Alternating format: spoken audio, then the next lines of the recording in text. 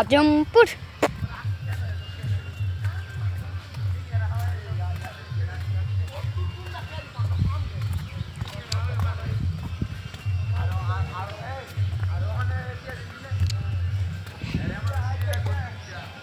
আমি এখন আছি আজমপুরে।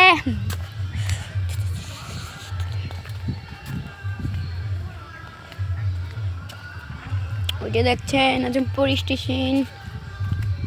আমরা নিচে দেখছেন কতগুলো পুকুর, কাঁঠাল গাছ, বিভিন্ন গাছে দেখেন বাজিগার কিরকম পড়ে আছে। কয়েকটা ছেলে সঙ্গে দেখেন কি সুন্দর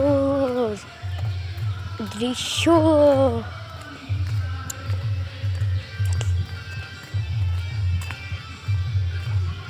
এই যে দেখেন বৃষ্টি হয়েছে 2 দিন যাবত। এই যে দেখেন কাদা।